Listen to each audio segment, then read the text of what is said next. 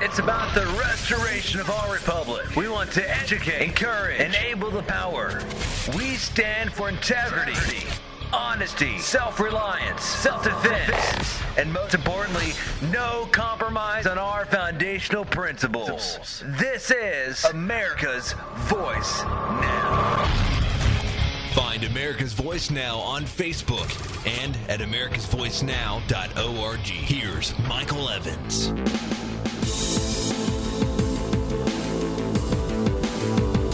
Good morning, America. You're listening to America's Voice right here, right now. My name is Michael Evans. I'll be your host this morning. We're going to tackle a few different topics, I think, that are worthy of discussion. Because as we move down the timeline, we are seeing a significant growth in political hate speech. When I say that, I'm referencing specifically Governor Cuomo's quote the other day, in which he basically stated that the people who are in the city of New York or the state of New York,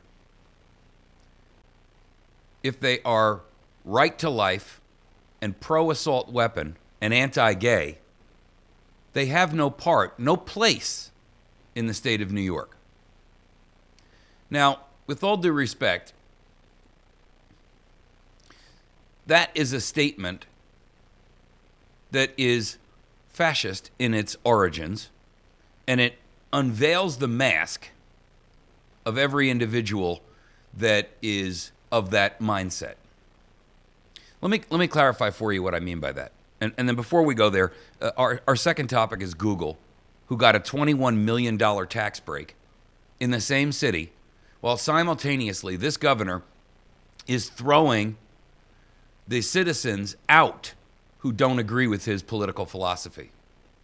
Our third topic is going to be 85 people who have the net worth, the equal net worth of the bottom 3.5 billion people on the planet.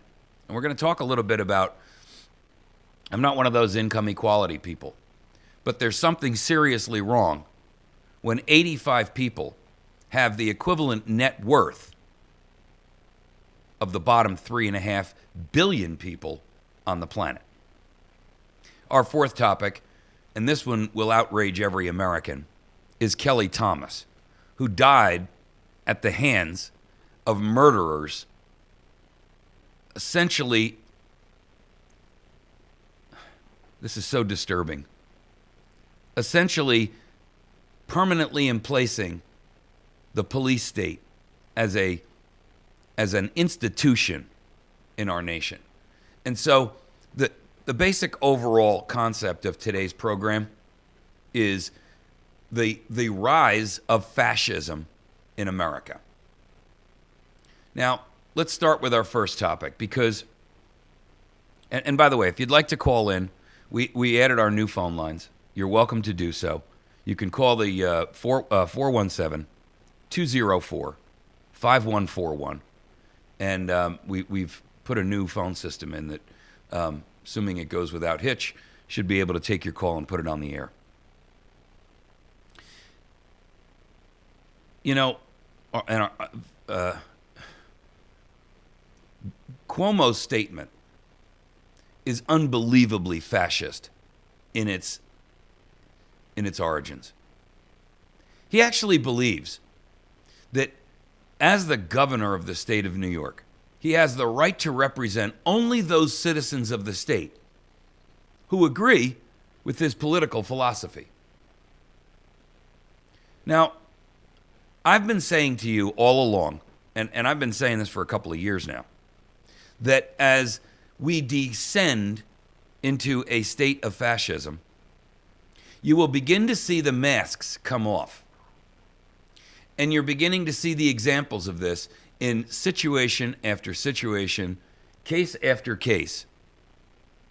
Because this kind of talk, and many, many other things that are happening in our country every day, the Obamacare debacle, the IRS being used as a weapon of mass destruction against individuals and organizations that have a political philosophy that is not in line with the military junta that is currently in power here in the United States of America. And I do declare this to be a military junta. You may have a titular head who is an inept boob for all intents and purposes under the guise of Obama. But let's make no mistake about it, ladies and gentlemen. We are now under a military junta of fascism. The military aspect of this is the police state that we live under. And when you start hearing people talk, reminiscent of the kind of dialogue that was utilized in Italy and fascist Germany prior to World War I, and you see a governor who openly comes out and makes a statement that he does not represent anyone who is not in line with his philosophy relating to pro-life or pro-gun people or anti-gay. You see, it's not so much what you believe, because that's really not what's important here. What is important here is the understanding that you have a right to believe whatever you want and be adequately and equally represented in an objective fashion by the individual, in this case, Governor Cuomo, who represents the state in which you live. If you are oppressed in the very first instance by a tyrant like Cuomo because you have a political philosophy that falls outside the boundaries of what he believes, ladies and gentlemen, no one should have any doubt about where this is headed. Now, with all due respect, every self-respecting American of any and all political persuasions and beliefs should either be leaving or demanding the resignation of this fascist tyrant. No excuses, no compromises, no quarter asked, and none given. You see, here's where we are. What Cuomo has accomplished, what he's stated, is a hate crime against the people of the state of New York. And I'm using their terminology, not mine. What he has said is equivalent to a hate crime. In no uncertain terms, ladies and gentlemen. This isn't a question of a statement that anyone within the boundaries of New York should be willing to accept. His statement, it doesn't just unmask the tyrant. What it does is it clearly draws the lines, and it exposes the individual who is, for all intents and purposes, guilty of a crime of malfeasance and a hate crime of state treason against the electorate in his own state. He condones a $21 million tax break against against the statements of his own city assessors for Google. And in the opposite side of that same declaration, he declares that anyone who is outside of his political philosophy and believes in pro-life and pro-gun constituencies have no place in the state of New York. That's a crime of criminal malfeasance for a politician, because you were elected to represent all people, not just those who agree with your political philosophy. And to demean and to attempt to sway public opinion by making such a declaration is a high crime of treason against your own state. Every citizen of New York, the entire state, should be demanding that the federal government immediately charge him There's no investigation necessary. His statement is open for anyone to hear. We don't need a long-winded investigation by the Department of Justice and a friendly investigator appointed by Eric Holder. What we require are federal charges of a crime of treason and a crime of malfeasance, a hate crime against the citizens of the state of New York. It's inconceivable that America would allow this level of criminality in its midst, this level of lawlessness, this level of fascism. You've heard me say it many times before that fascism is a merger between corporate and political interests. And if you look at the definitions and the concepts of what constitutes that level of treason, you'd recognize that when you have a governor on one state who is, for all intents and purposes, declaring Kristallnacht. Did you hear what I just said? He is declaring a Kristallnacht against pro-life and pro-gun constituencies. There's no excuse for that.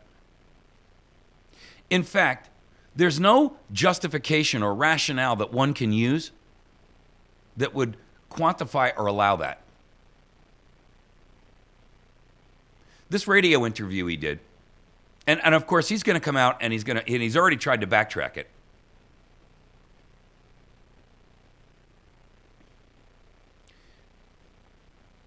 You know, state Republicans have blasted his comments in an article in the New York Post, or reporting by the New York Post, even as the governor was trying to step back from the comment. But you see, the comment itself is a declaration of the mentality and the philosophy and the attitude and the implication of exactly what this tyrant is looking for. The letter that they've put out in an open defense says it is clear that the governor was making the observation that an extreme right candidate cannot win stateside because this is a politically moderate state, either moderate Republican or moderate Democrat.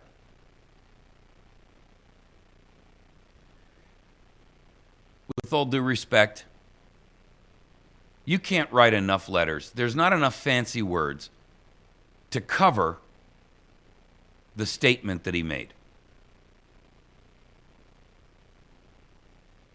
Here's what he said. The problem is not me and the Democrats. Their problem is themselves. He was referring to the Republican Party and the split in the Republican Party where conservatives are working against moderate Republicans. Who are they, he says?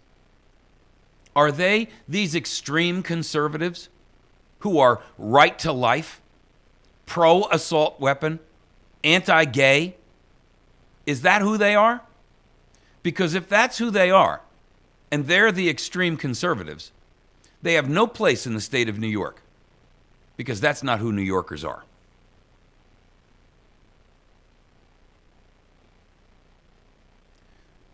It is the most prejudicial,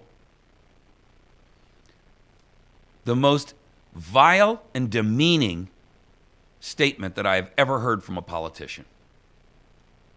And he needs to be held accountable, criminally, politically, and civilly. And anyone who is willing to accept that and not demand repercussions is clearly flawed in their thinking. Hannity came out. He lives in New York. Sean Hannity, I'm talking about. He lives in New York, and of course he works at Fox News, which is based in New York. And he made the following statement. Governor Cuomo, I'm going to leave, and I'm taking all my money with me, every single solitary penny. And by the way, Governor, because I work here, there's a whole bunch of people that work for me and benefit because I do 2 different shows. And I guess maybe some of them will be out of work. I'm sure you'll take care of them, Governor. Glenn Beck has posed the question as to whether or not the governor believes that there are two classes of citizens. He says, and this is his statement, we are fathers, mothers, sons, daughters, brothers, sisters, entrepreneurs, dreamers, visionaries, hard workers, straight, gay, black, white, believers, non-believers, liberals, and conservatives. More importantly than any one of these labels, we are decent and kind human beings and upstanding, loyal, patriotic Americans. We don't see things as left or right. We see things as right and wrong. Our organization creates jobs for hundreds of people in your state and provides news, opinion, entertainment, and a helping hand for millions of people across this country. Are our contributions, tax dollars, and genuine goodness as citizens not welcome here? We respectfully request an answer on whether there are two classes of citizens. With all due respect, and I applaud Beck and Hannity for coming out and making a clear and bold statement. But the truth is, that's not enough. That's not enough. What Cuomo has done here is not bordering on the criminal. It's way over the line.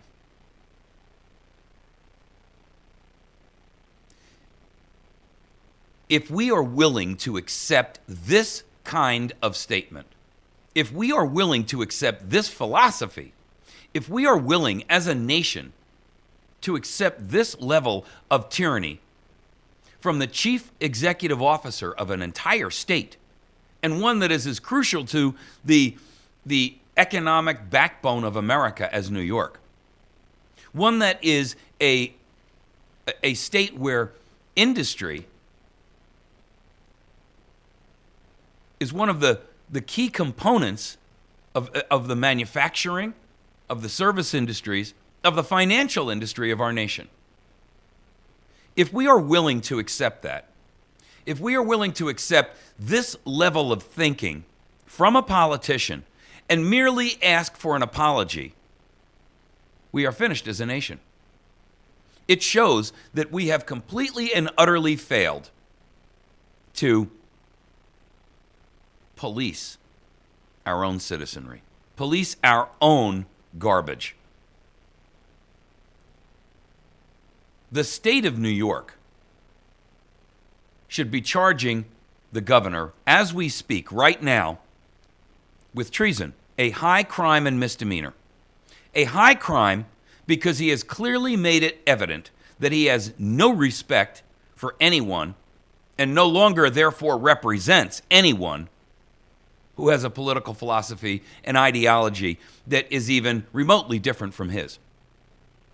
If you're going to try and tell me that a person who is, for all intents and purposes, pro-life, a pro-gun constituent, someone who believes that the gay lifestyle is wrong, is become an enemy of the people, then we don't have a nation under the rule of law anymore. We have already descended into tyranny and fascism.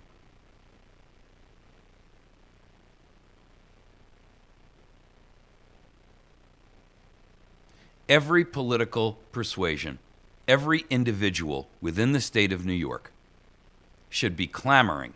And I'm telling you, the entire state should go on strike and sit down and say, no more work, no more taxes, no more transportation, no more function, no more money transfers until this man has been charged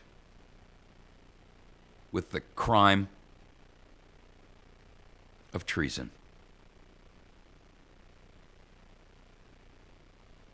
State treason.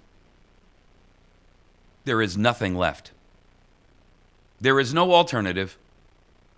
He cannot write enough letters to back out of this position.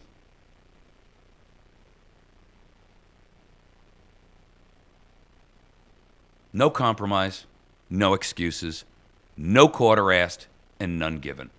America, New York, stand up.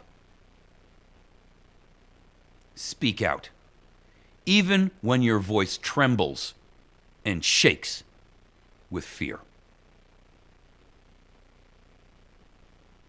Acceptance and silence are the same thing in the eyes of the law.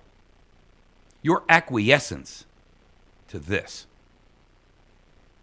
is your agreement.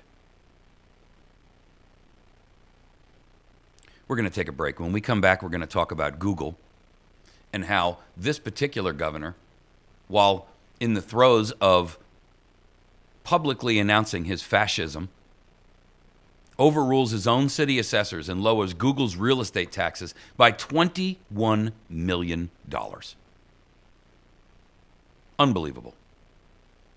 All right, make sure that you visit our sponsors over at the Battery Station. You can find them at 303 Washington Avenue in West Plains.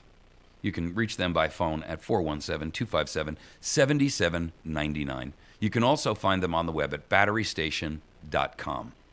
Outstanding organization. Make sure that you tell each of our supporters and our advertisers when you patronize them that you heard about them on America's Voice Now.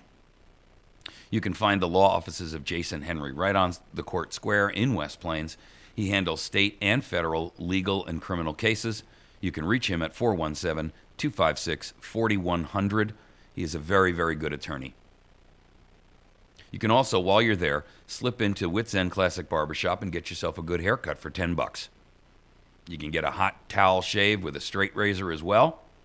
And Jason is a fine, upstanding young man who is a true patriot for this nation. While you're there, you can slip into the Patriot Cigar and Tobacco Shop right behind the barbershop, where you can find cigars and tobacco and accessories and everything related to smoking. You can even have a cigar inside there and sit down and chat with some other like-minded individuals. You can reach them at 417-257-1776. They can also ship accoutrements and accessories to you, and cigars for that matter.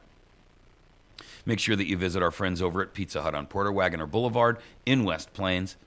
They have a great lunch special available every day, and you can have both pizza and a salad bar there and a pasta bar. On Tuesday evening, they have family night where children under 12 eat free. I encourage you to go visit them, and when you get in there, just ask to see the manager, Bruce. Call him over to your table and say, Bruce, I want to thank you for supporting and sponsoring America's Voice Now. It's a great show, and I'm appreciative that you would take the time and put forth your effort and your money to support that program. Even if you don't go in there because you're too far away to enter and visit with any of our or patronize any of our sponsors, by all means, please feel free to give them a call and just let them know that you appreciate them for sponsoring AVN. All right, when we return, we're going to talk about this issue of Google. I mean, Google needs a $21 million tax break. You got to be kidding me, folks. Really? Has the world turned upside down and all the rules, all the laws of nature and physics disappeared? I think so. You're listening to America's Voice. We'll be back in just a moment.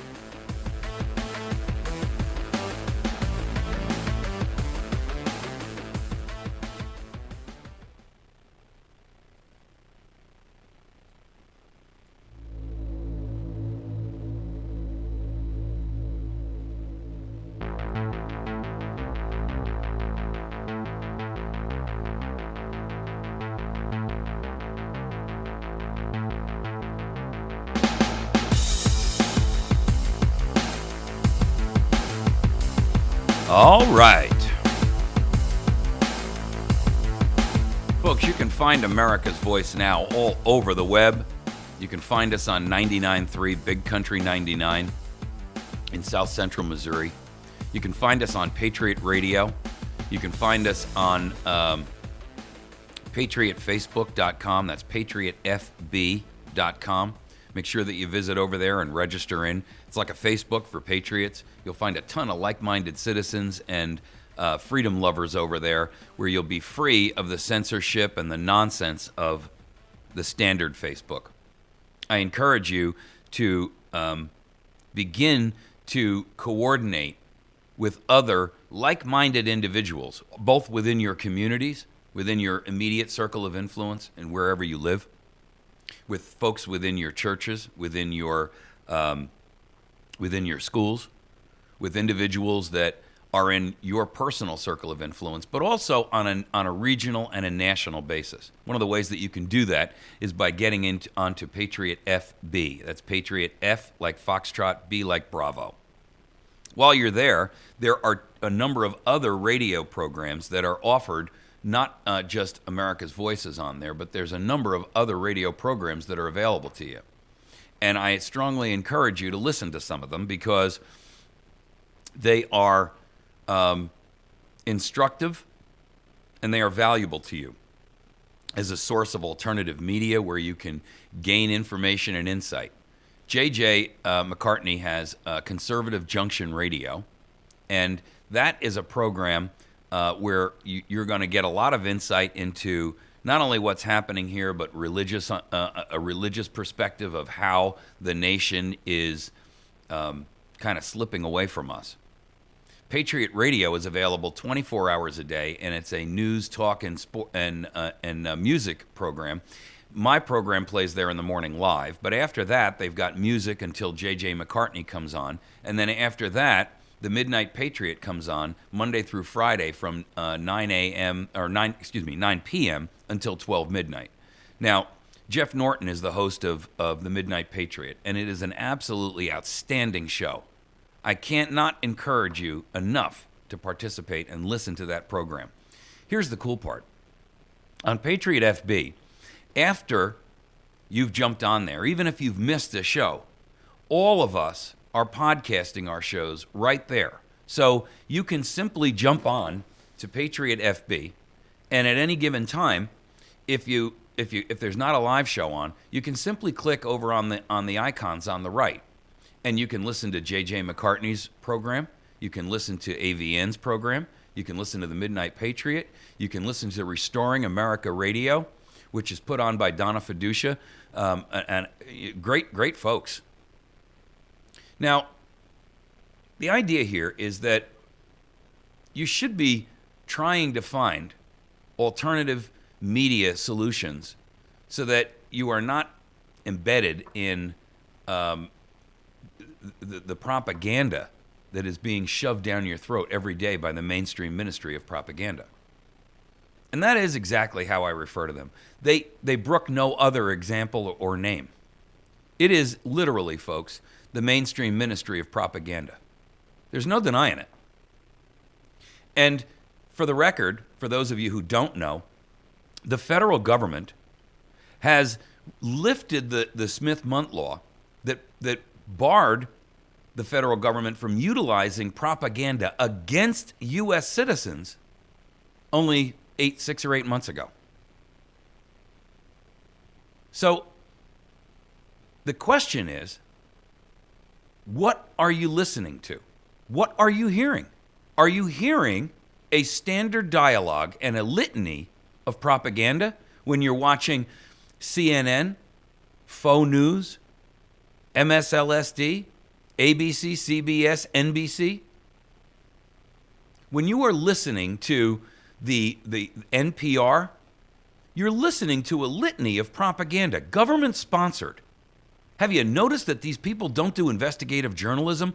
All they do is take an article or a press release issued to them by government. They reiterate it. They comment on it. But they don't do any background underlying investigative reporting to dig up underneath it. Now look, I do the same thing in terms of commentary on these stories. But I'm not an organization that's worth billions of dollars and has literally thousands of people working for it.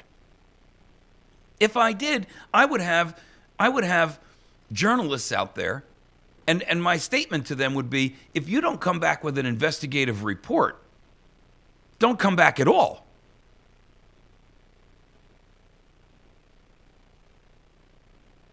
Where is the true reporting? For the record, I did an interview the other day, which I'll shortly put up on both our podcast and our YouTube and so forth, in reference to the Journal Sentinel's watchdog report. Now, this was a report that was put out by John Dietrich and Raquel Rutledge in Milwaukee about the ATF's Milwaukee Sting operation that was not marred by mistake. Well, according to the title of the article is marred by mistakes and failures. But worse than that, ladies and gentlemen, they actually committed crimes. They allowed young, underage individuals to smoke marijuana in their presence, and they actually furnished them, underage children, with alcohol. They lost a fully automatic machine gun during the operation. And there's not been a single, the level of criminal activity on the part of the ATF is so heinous that the individuals involved in that should have been charged with crimes themselves. There are investigative reporters out there. I can tell you right now that John Dietrich and Raquel Rutledge are among that very, very limited few.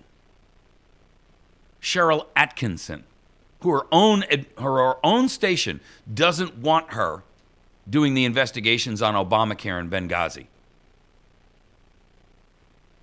There are a few, but I got to tell you, it's a significant minority. And I, for one, have had it. Every one of us needs to send a message to the mainstream ministry of propaganda that we are not willing to sit here and accept the lies and the propaganda fed to us every single day.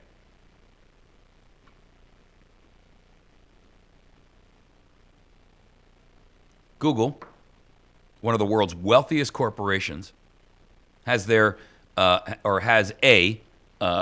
headquarters in New York. It's a 17-story former Port Authority building that takes up an entire block in the Chelsea real estate market in New York. Now, for those of you who are not familiar with Manhattan, Chelsea is one of the hottest markets right now. It's a yuppie heaven.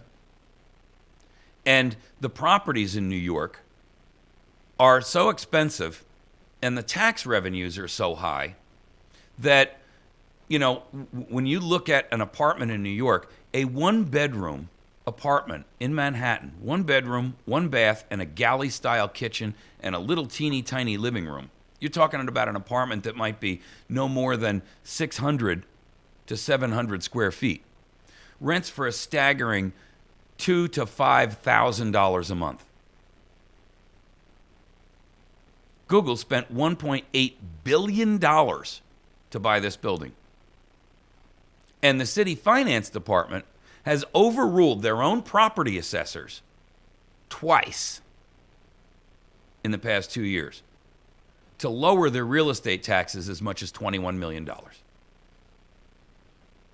You've got to be kidding me.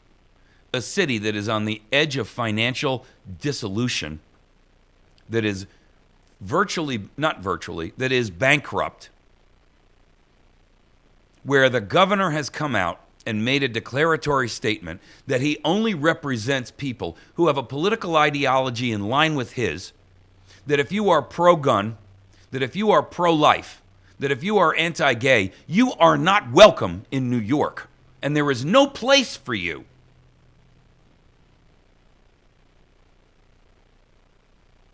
And the city goes out and says, here's a $21 million tax break.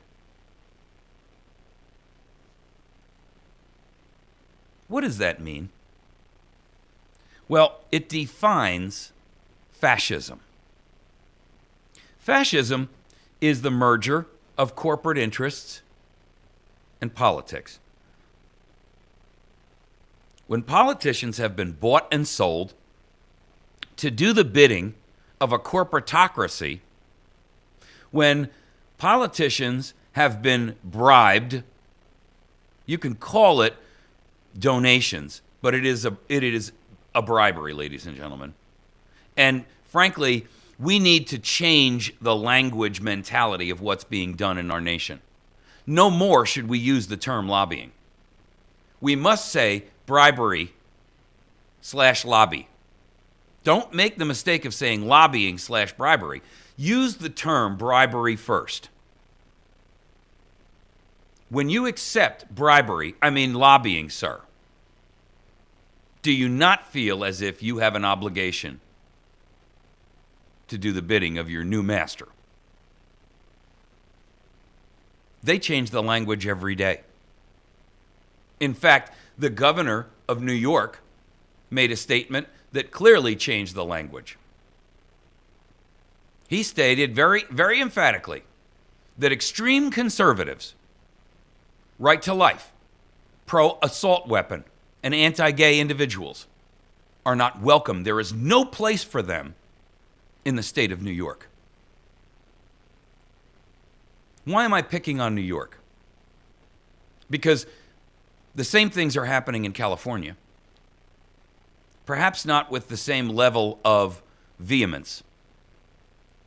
But what I'm pointing out here is I want you to understand and recognize tyranny when it is standing in front of you. Despite all the propaganda that you're fed, despite all of the soft mentality and tyranny that you're fed that says, that's not what that means. They're attempting to redefine fascism into mainstream political thought. This is no different than you saw in Mussolini's Italy. This is no different than you saw in Stalin's Russia.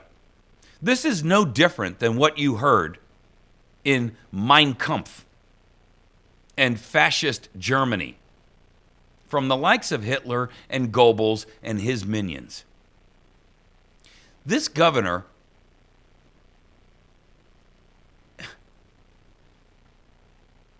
there is a declaration here. There is a tone and a tenor set by the highest level administrative officer in the state of New York. This is the same mindset that gave us the IRS being used as a weapon of mass destruction against conservatives on a federal level. This is the same mindset that has given us a federal government where the courts have been so corrupted that they have approved the scenario of Obamacare, which is unjustifiable in any true political discussion of liberty and freedom and constitutional law and rule of law. This is the kind of thing that every American, irrespective of your political beliefs and persuasions, should not only be up in arms about, the entire nation should be on strike. And New York State should cease all activity until Google is properly assessed and this governor is removed for a crime of treason against his own state.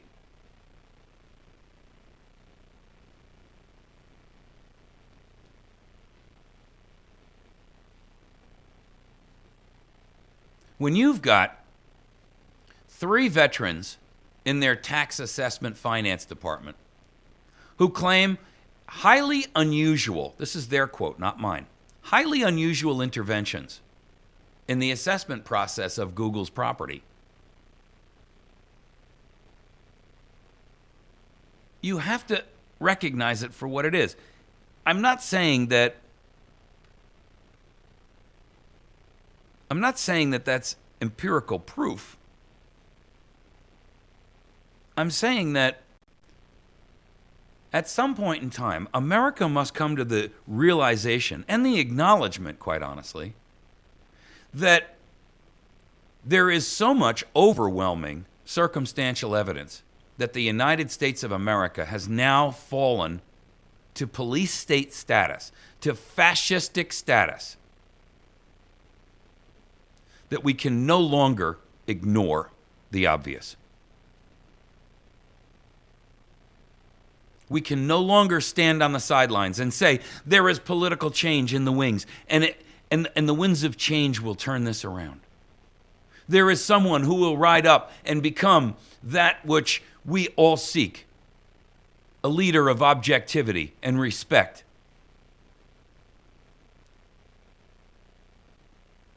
Ladies and gentlemen, that's not going to happen. There will be no leader who will step up and say, I'm going to run for president.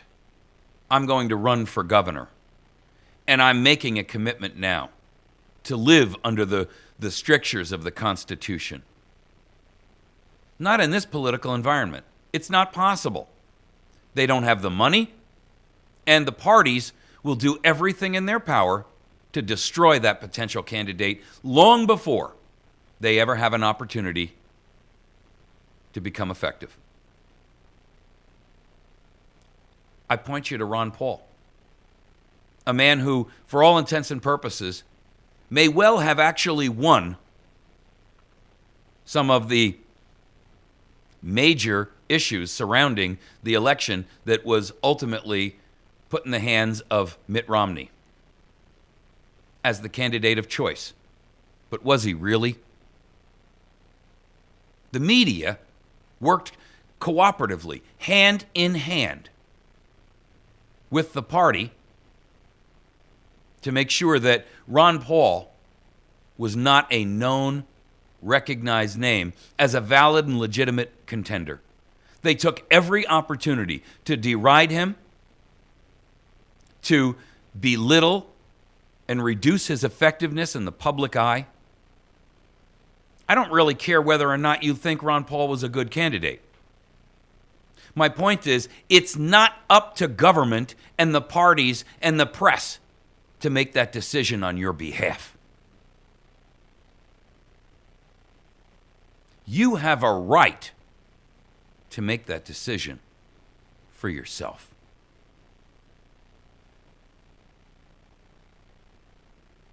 And when you can't, when you're prohibited, then you are no longer free. When your free will is usurped, how can we sit here in good conscience and say that our elections are fair and objective? How can we sit here in good conscience and say the people in play truly and accurately represent us? They cannot, they do not.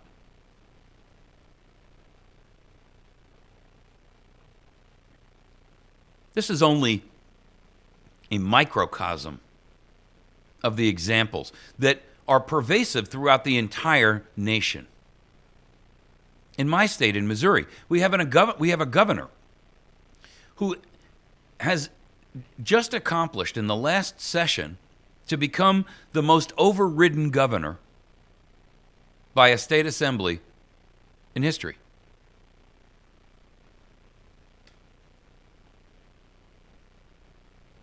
And yet, he rules the roost.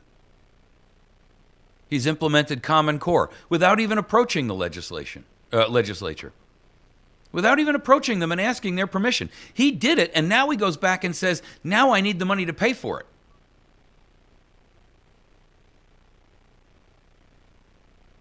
He's declared under an executive order the other day that he will use and utilize the National Guard for drug enforcement operations within the state. Ladies and gentlemen, where's the press? Where's the media? Have you heard that? Did you know that the city of Springfield, Missouri, has signed an open memorandum of understanding with the National Guard to allow the National Guard to be used for drug enforcement service? People, this is a police state growing right underneath your feet.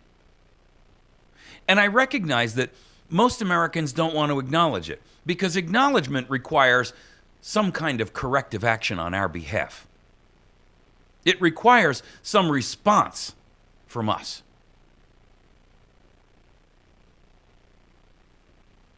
I dare say, what are you going to tell your children and your grandchildren you did when tyranny raised its head and took over the nation that they are stuck with?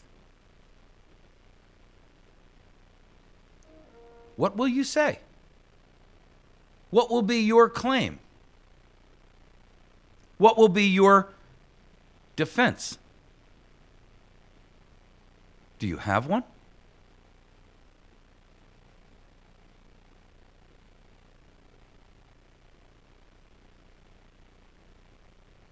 This isn't just an American issue. We're seeing this same level of abuse and oppression on a global scale. Yesterday, I talked about Ullman, who has written that without a major intervention and a catastrophic, to use his term, an extraordinary crisis is required to clamp down on freedom.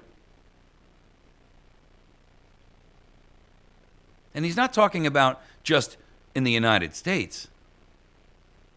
His point was, with the advent of the internet and alternative media, millions are becoming aware that they have already got one shackle on, and the second one is about to be clicked shut.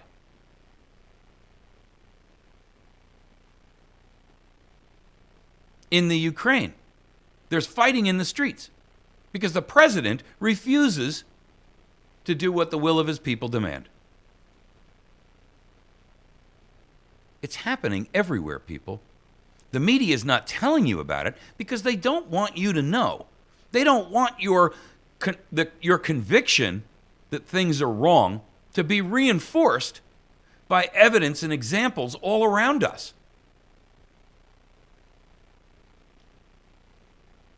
They seek to keep censoring that which would confirm your greatest and deepest fears. And that in and of itself is a tyrannical step. Who owns the media? Why is it, excuse me, I'm still trying to get my voice back. Why is it we cannot have a media that is willing to tell the truth?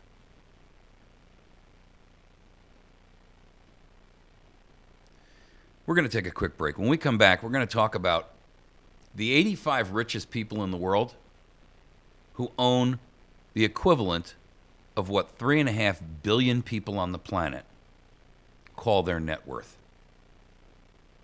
Please make sure that you visit our sponsors.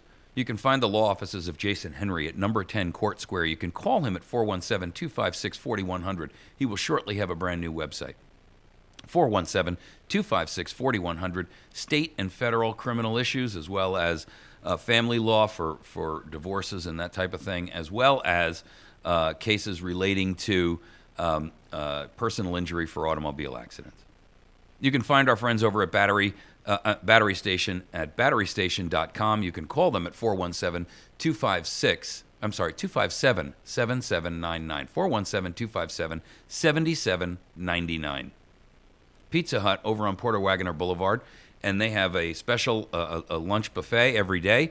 Tuesday night, kids under 12 eat free. Patriot Cigar and Tobacco at 417-257-1776.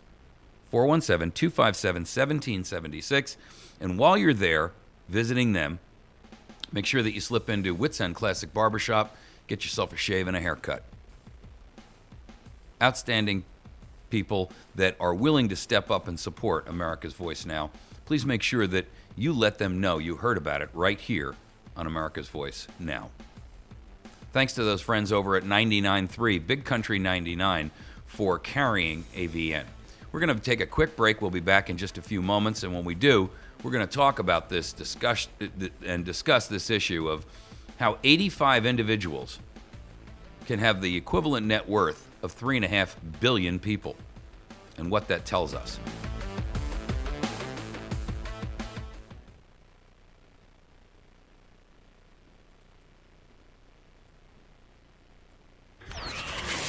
It's It's about the restoration of our republic. We want to educate, encourage, enable the power.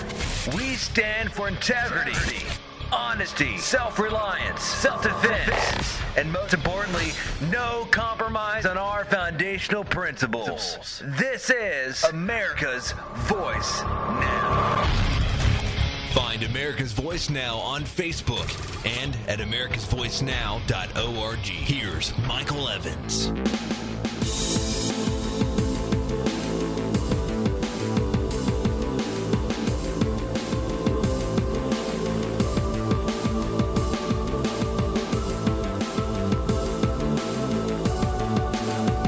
All right. Good morning, America. You're listening to America's Voice Now. My name is Michael Evans, and I am your host this morning. You are joining us in the second half of our program. The theme of today's show is we are basically descending into fascism and tyranny. And in our first segment, we talked about New York Governor Cuomo's declaration of open tyranny on the state of New York and the individuals within. Because he made an open, declared statement that if you are a pro-gun, pro-life, or anti-gay individual, and that is your political philosophy, that for all intents and purposes, you have no place in New York.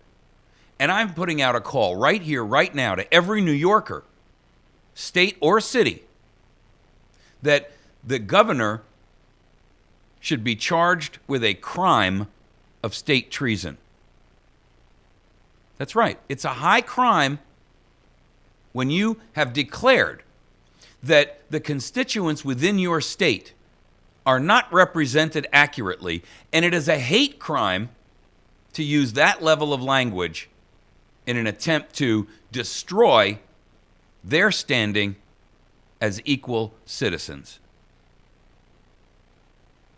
Our second segment, we talked about how the city of New York has overruled its own finance departments in a highly unusual intervention in order to provide Google with a $21 million tax break in a city that is bankrupt and scrambling to try to figure out where they can obtain enough money to provide basic services. On a $1.8 billion building that Google bought in 2010. This segment, we're going to talk about the 85 richest people in the world. This is an article out of the LA Times. If you're watching this on YouTube, it'll be linked in the segment, in the discussion or the comment section. The 85 richest people have a net worth equal to the entire bottom half of the population of the planet. And since there are approximately 7 billion people on the planet, that means that there are 85 individuals who have a net worth that is equal to 3.5 billion people. Now, I'm a capitalist. But I'm not a capitalist when we talk about the version of capitalism, of interventionist capitalism, that we practice today. Here's the problem.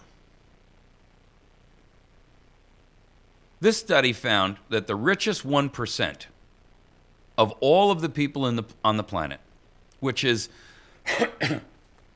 let's see, I don't know exactly what that number would be, but some, 70 million people? Or 170 million people? Let me see, I did some math on it earlier.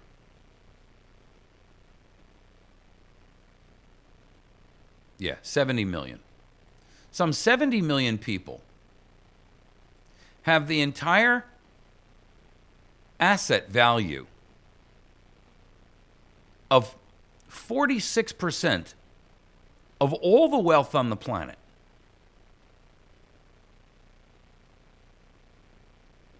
In other words, this study, which was done by Oxfam, determined that 1%, or this 70 million or this group of 70 million individuals, has the net worth of $110 trillion in wealth.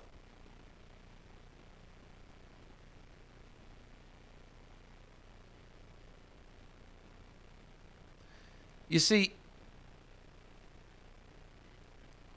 if you want to know who our tyrants are,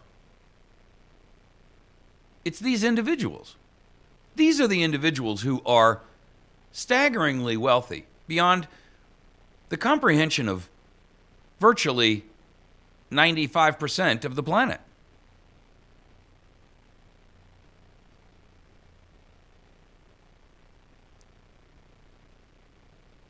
And these are the people who are influencing government,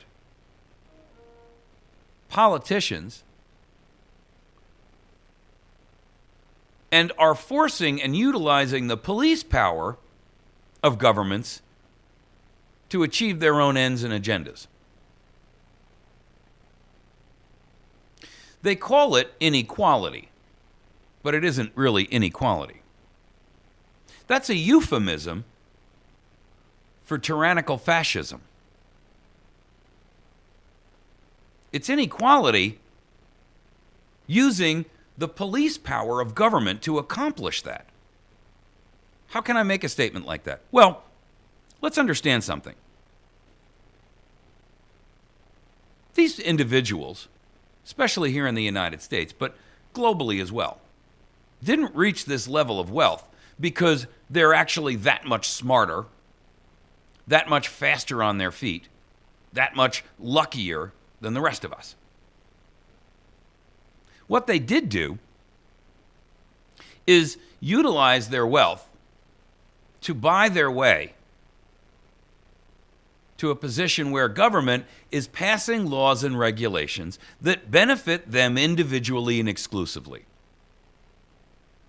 And that, ladies and gentlemen, means that they have a significantly large unfair advantage over the teeming minions beneath them, the peasantry.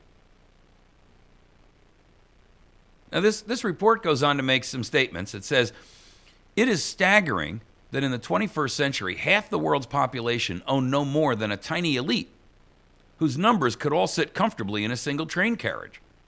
Widening inequality is creating a vicious circle where wealth and power are increasingly concentrated in the hands of a few, leaving the rest of us to fight over crumbs from the top table.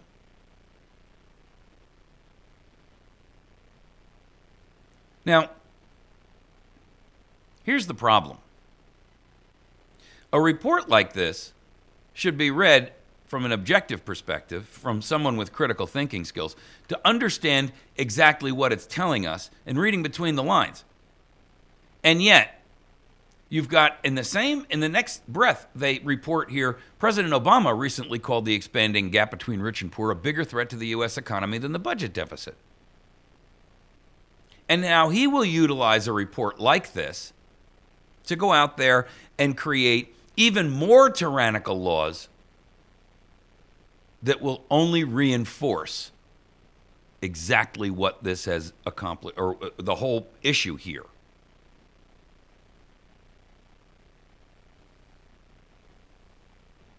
The percentage of income held by the 1% of the richest U.S.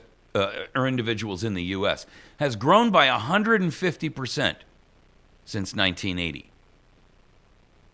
And moreover, this 1%, which for all intents and purposes, right, our population is 315 million. So it's roughly 3 million individuals. And that small elite has managed to aggregate 95% of all the wealth created since 2009.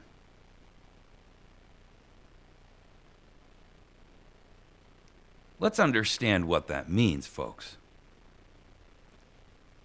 3 million people in the United States alone have aggregated and been the recipients of 95% of all the wealth developed in the United States of America since 2009.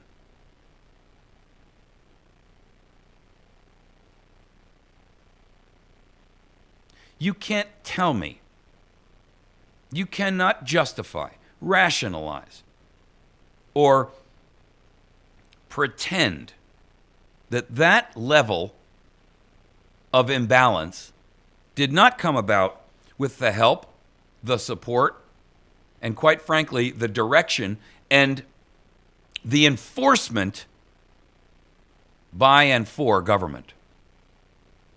You see, monopolies can only be created by government. In a true free market, there is no such thing as a monopoly. It does not exist. They only exist because government passes regulations and rules that force monopolies to be accepted, that enable monopolies to exist. In a true free market, there is no such thing as a monopoly because someone, somewhere, will figure out a way to come up with that same product faster, better, cheaper, and will steal the market share away. But when government gives an interest, the ability to declare that they are the sole source, the sole supplier, monopolies are created. When government chooses our winners and our losers, we don't have a free market. When government subsidizes the income or the investment of a selected and chosen few, those few turn around and pay back those selfsame politicians, enabling them to retain and continue in power. It's a self-fulfilling prophecy, and it's a vicious cycle that has nothing to do with income inequality in the perspective of the average worker versus the corporation. What it does have to do with is individuals who are, for all intents and purposes, allied with government and buying their agendas. Government has become the police force for a corporatocracy out of control.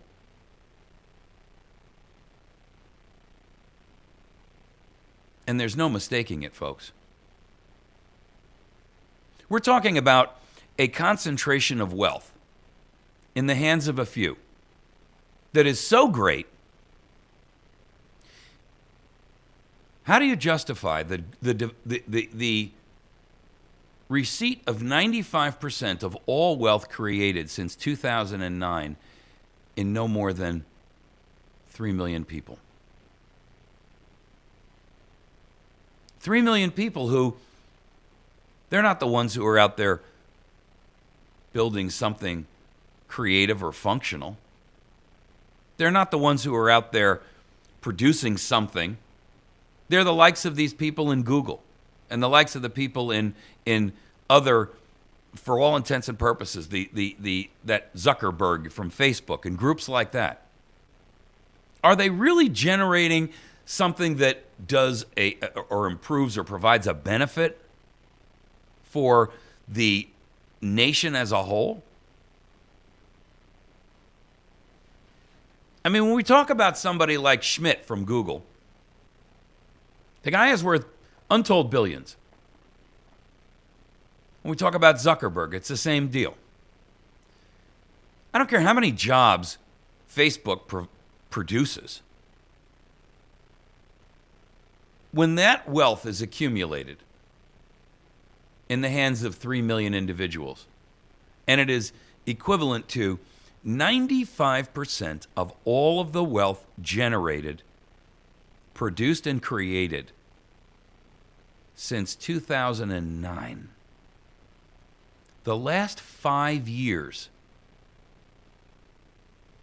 95% of all the wealth has been siphoned, funneled, directed, focused in the hands of 3 million individuals. That means, ladies and gentlemen, that the other 312 million of us got to share the remaining 5%.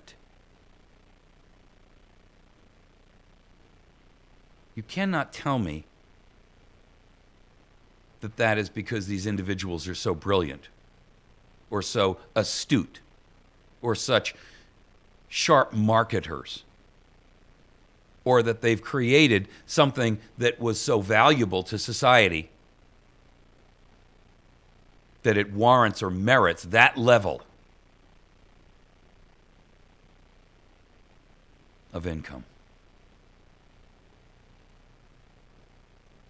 What we have, and you know, all of these things I bring out to you are only meant to be examples of the tyranny that we are allowing to grow under our own feet right here, right now, as we are speaking, as you're listening to this. The level of tyranny that is being instituted, the level of fascism. I want you to do yourself a favor. And I want you to understand, and so I'm not gonna try to explain to you what the definition of fascism is. You've heard me say it often enough. But I want you to do some homework and due diligence for yourself. I'm asking everyone who's listening to this program to literally go out and do some research on fascism and its origins. Not just its origins, but I want you to be thoroughly knowledgeable about the attributes that produce fascism and the attributes of fascism in its full-blown state. Because I believe that if you do that level of homework, you will be, one, in a better position to thoroughly utilize that information in helping to influence your own personal circle of influence, those people at your work, at your church, at your school, those people that are listening to reading your blog, listening to you. You see, as the leaders of a resurgence of liberty and freedom and patriotism, as the last defenders, we have an obligation to not be foot soldiers, but to be leaders. And each of us as a leader has an obligation to make sure that we are thoroughly understanding of our own enemy.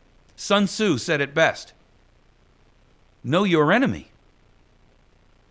And the enemy, ladies and gentlemen, the enemy here is not liberal progressives.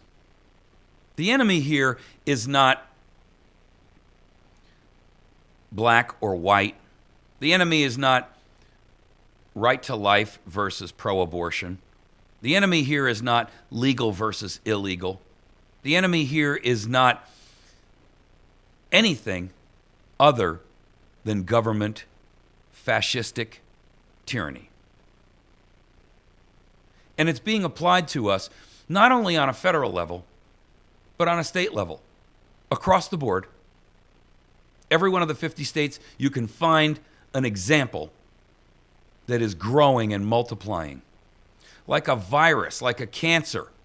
You see, this is a tumor in our nation. And it's a tumor that's growing at an alarming rate. It's not just something that we can deal with in a few years. With all due respect, I would submit to you that time is up, that our nation has left and lost the ability for us to wait for someone else to solve these issues. I don't believe that there is any time left. And I don't believe that there are political solutions looming on our horizon. I don't believe that we're going to see a solution in 2016 with a presidential election. Because both parties are complicit and participatory. There's no denying that fact, ladies and gentlemen. None. You think the representative that claims to represent your district or your precinct or your community or your state is doing something to fight back against this tyranny? I declare that's not true. I declare that they are part of it, and they are just better disguised. Or you are wearing blinders related to their performance. I declare that the media is intentionally and willfully participating in a coup of the United States of America.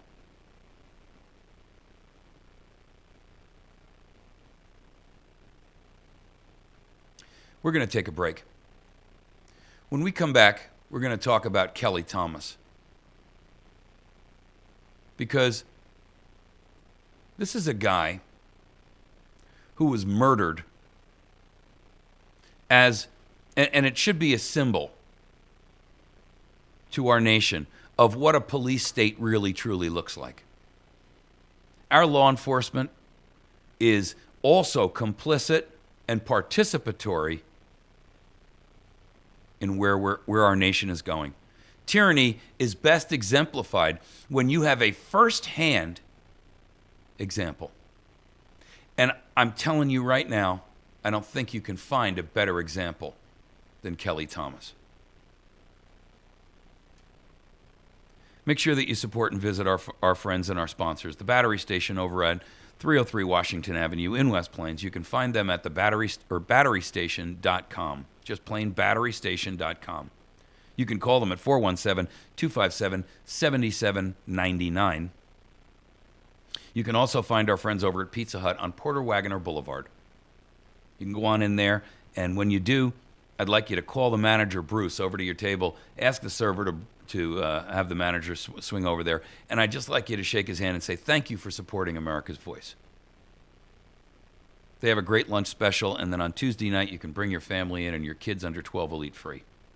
Make sure that you see Jason Henry if you've got any kind of legal issue going on, whether it be state or federal. You can reach him at 417-256-4100. He's on the square in West Plains.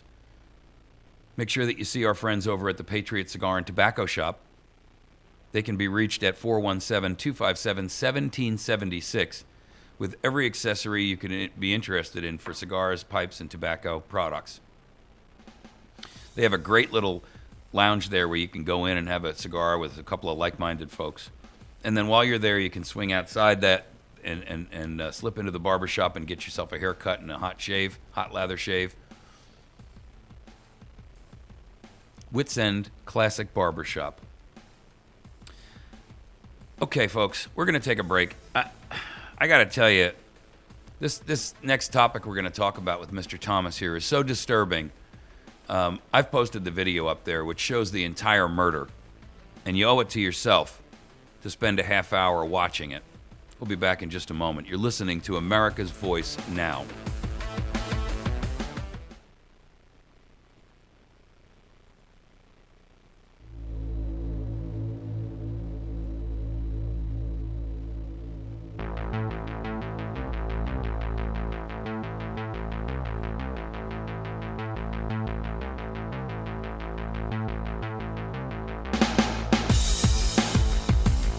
All right.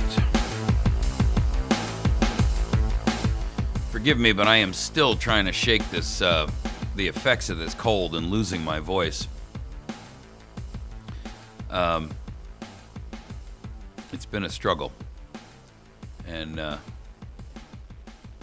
really been difficult to hold a conversation without sounding like you're growling all the time. I mean, I am a growler anyway. And that's just the way it is. But, so, okay. I want to talk to you about the case of Kelly Thomas. Because this is an existing example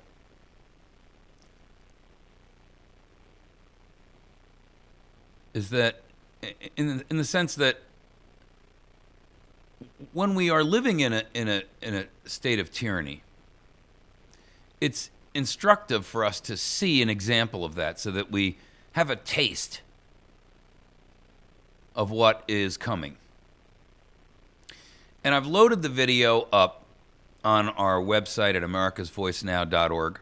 I've loaded it up on our Facebook page at facebook.com/americasvoicenow. I'll put it in the comments section or the subject section in our YouTube channel, and I've put it up on our patriotfb.com page. This is disturbing because it shows two police officers who approach a guy who's homeless. Apparently, and you can see in the video, the guy's wearing no shirt. He's got a knapsack on. He's got long, scraggly hair. He looks awful. He's dirty and unkempt. But they're questioning him. And what it looks like as as it unfolds, the first 14 minutes or so is these officers, basically talking to him and toying with him. And as time goes on in that 14 minutes, you see the police officers, and this one police officer specifically, his name is Manny Ramos, who is a murderer, who will, if there is any justice in the universe, will spend the remainder of his natural life, hopefully as short as that may be,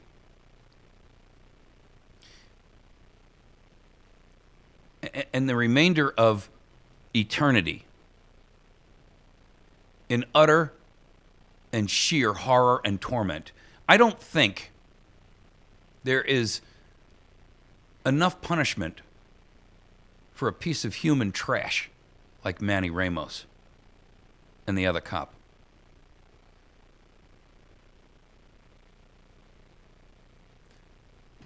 The cop keeps telling him, put your feet out and put your hands behind your back. And the premise, of course, this is after they've forced him to sit on the curb.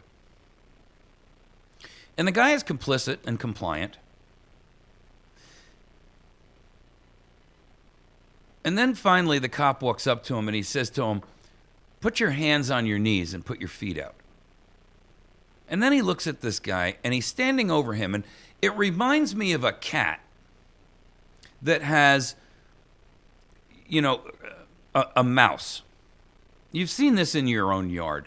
And this cat has the mouse.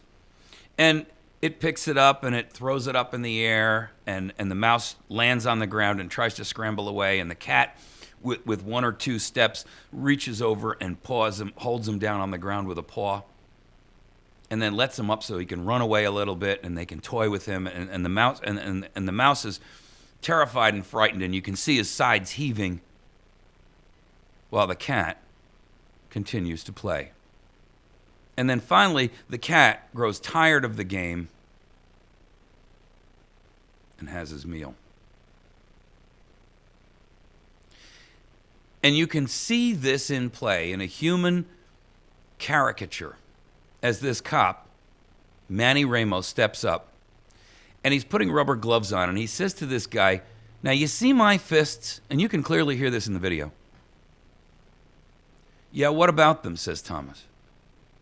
They're getting ready to F you up, says Ramos. Now, as he's putting on a pair of gloves, if a man had you sitting on the ground, for all intents and purposes, the kid is not armed. They already know that. He's 160 pounds, and Ramos looks like he at least weighs 250.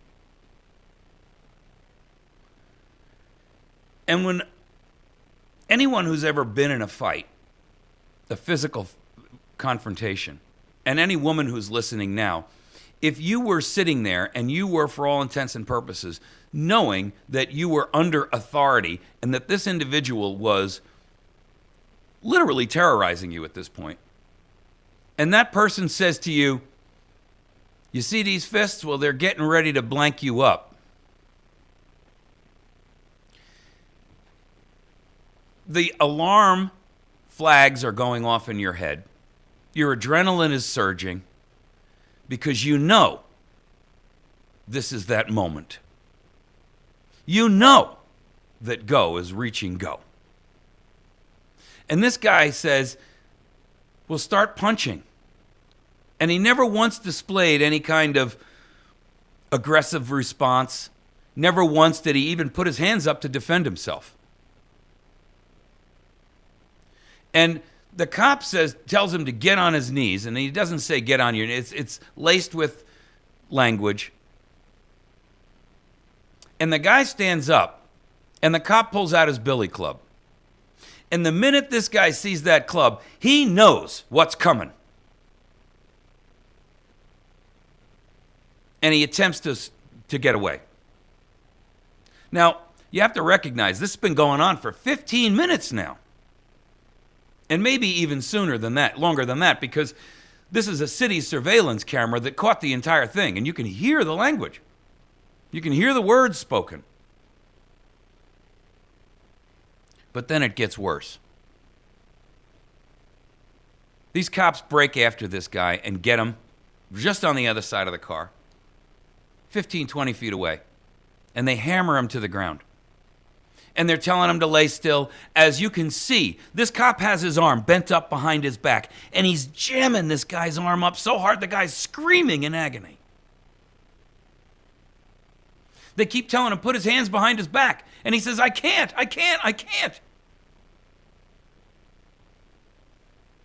The guy is begging them, I'm sorry. He's telling them, I can't breathe. They're sitting on him.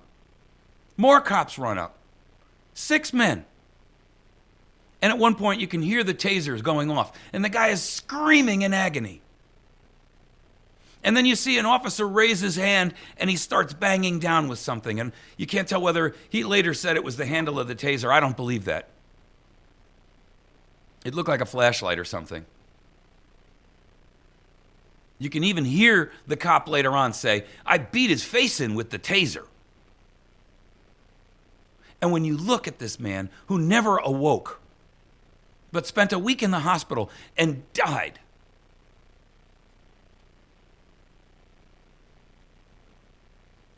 folks, look at the picture of this man and look at his face. Look at his physical condition and tell me anything he could have done warranted that level of treatment.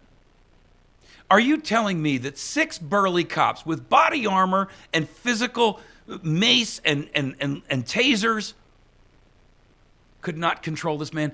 All the time they're saying, he's on something.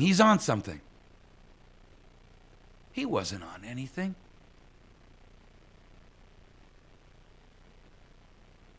He was fighting valiantly for his life.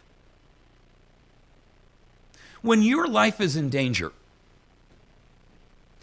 have you ever seen a dog or a cat or any animal for that matter that has been cornered and realizes this is my last stand? That animal will fight viciously and savagely, irrespective of how mild and moderate their temperament may be, when they recognize that their life is about to end. It took these cops 14 minutes to kill this man. He was tortured and he was murdered by thugs in blue. The toxicology reports later came out and said he had no drugs and no alcohol in his system. He was merely fighting for his life.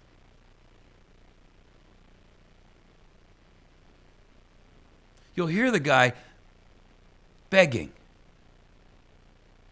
telling them repeatedly, I can't breathe, crying for his father as he lay dying. You hear one of the police officers at one point say, "He's falling asleep." He wasn't falling asleep. He was dying. They taunted him like a cat with a mouse under his paw.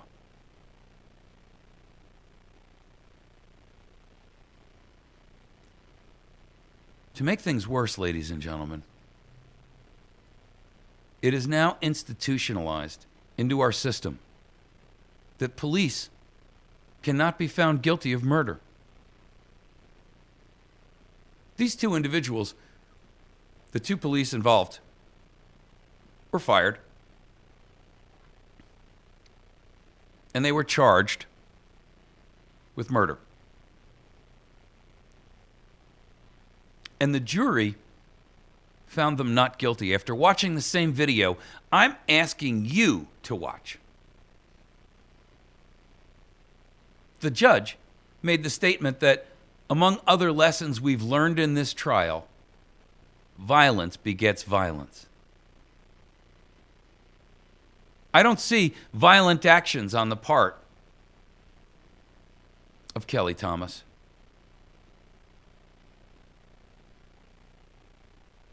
I don't see him fighting back.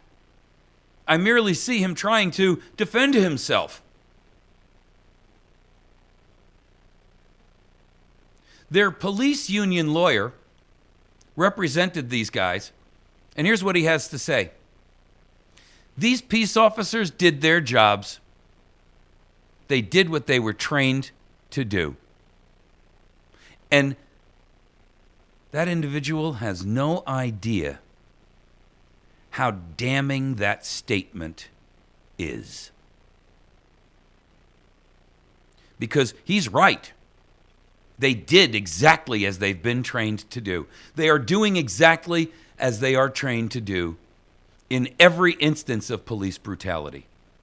In every instance where you see the militarization of law enforcement,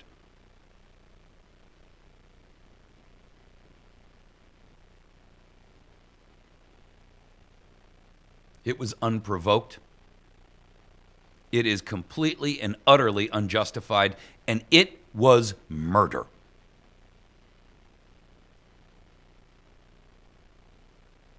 The Fullerton Police Department fired these two guys, and the state saw enough evidence that they felt it was appropriate to charge them criminally with murder.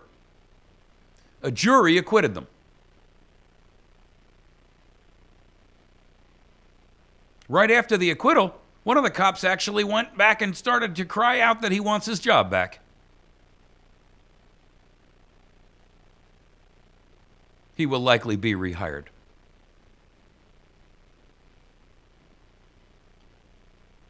In a summation to the jury, one of the attorneys who represented this cop, Cincinnati, he stated that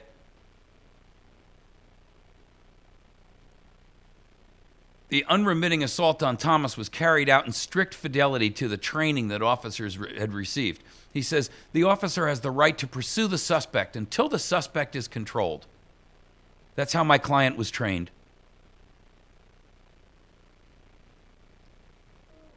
This explains Cincinnati's use of a taser, first as a taser and secondly as a club. And it justifies his own words, in which he said, on tape, I smashed his face to hell.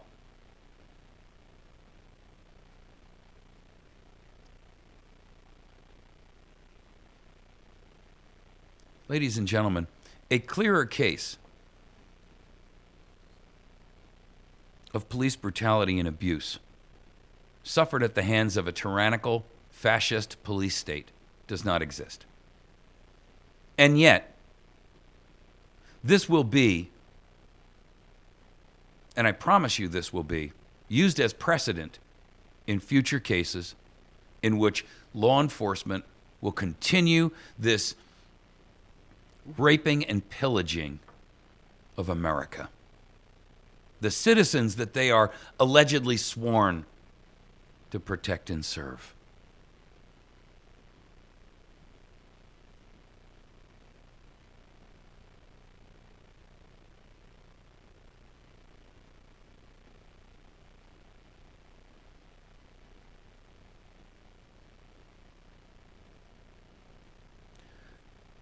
When you watch this,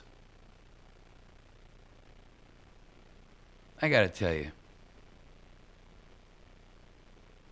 put yourself in the place of a jury.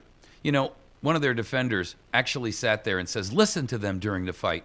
You don't think they thought they were in the fight of their lives? Do you think that they called a bunch of cops there to come watch them and help them beat down a homeless person? Do you think that's what happened?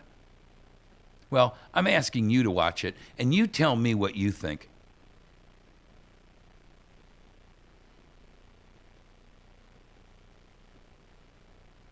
Ladies and gentlemen, the citizens of Fullerton deserve better.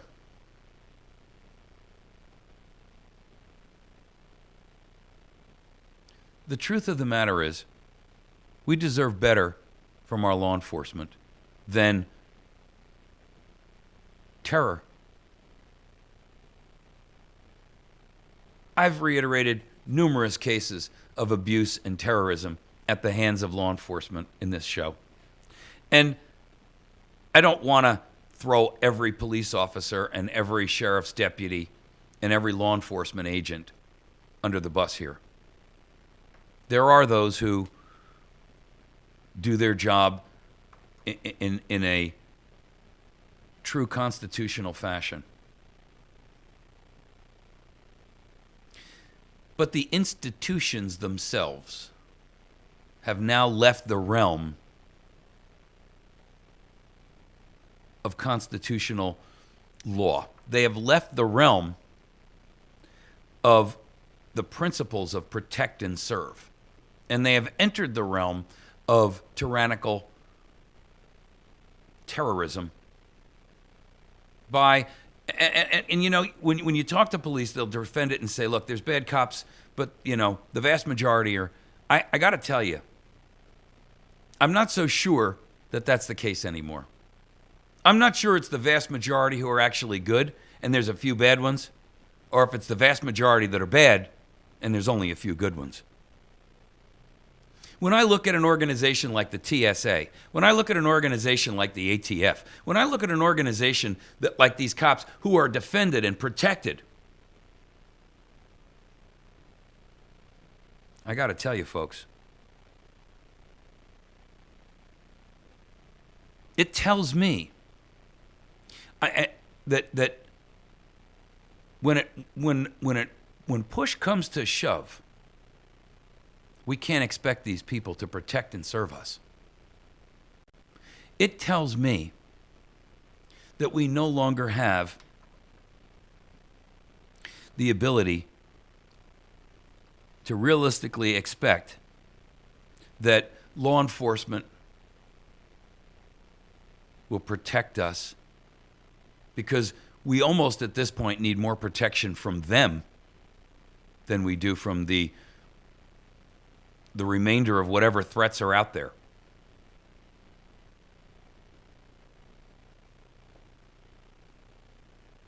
The family of this young man, Kelly Thomas,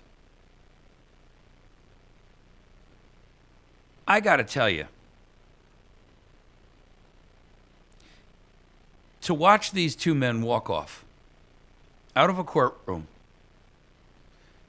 if I had watched that as a father,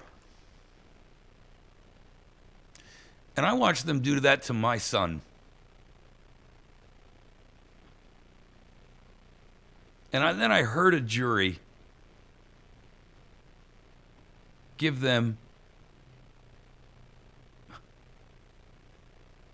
not freedom, but accolades and acclaim for that behavior.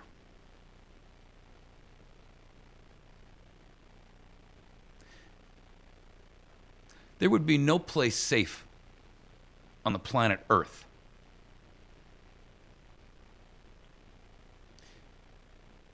if that was my boy And I heard him begging, "Daddy, please help me." I watched that video this morning and I couldn't stop the tears from running down my face.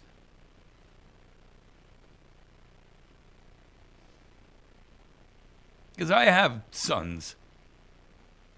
And I placed myself in the position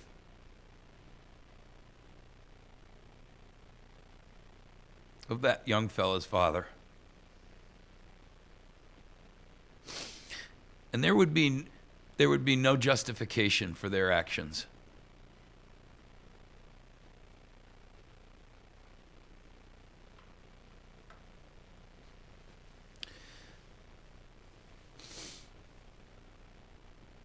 This is so far beyond the scope of anything that anyone can justify. I don't know how they picked this jury. I don't know who they paid to come in and defend these men. I don't know how they accomplished what they accomplished. But I can tell you that for these two to get off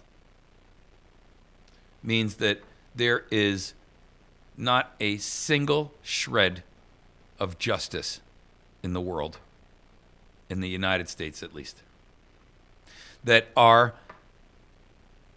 I heard that the Department of Justice is going to look into this and determine whether or not they should charge these people separately under federal crime. And if they don't, I won't be surprised.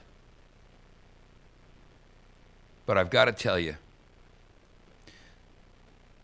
this was a crime of unimaginable terror.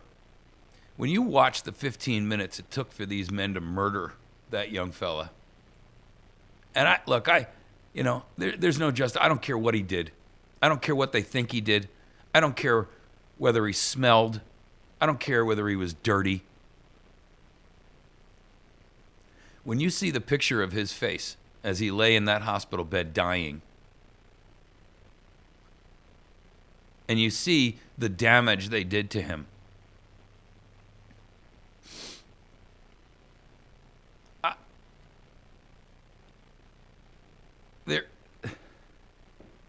I'm without words.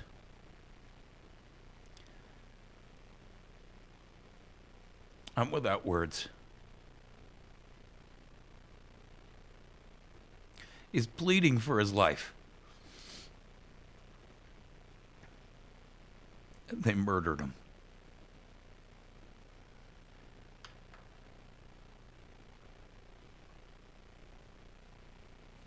I don't know how you move on from here. I don't know how this father can wake up every day and go on knowing what happened to his son.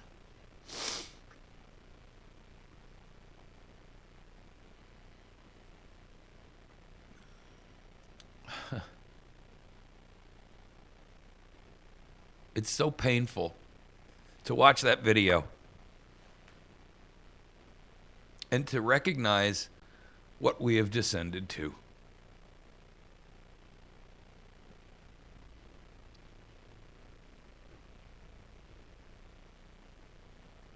Ladies and gentlemen, I ask you to judge for yourselves. I want you to use the principles of natural law, the idea that you have freedom and liberty as a base foundational human attribute. And then I want you to tell me after watching that if there's anything that justifies their actions. You've been listening to America's Voice Now. You can find us on the web at americasvoicenow.org.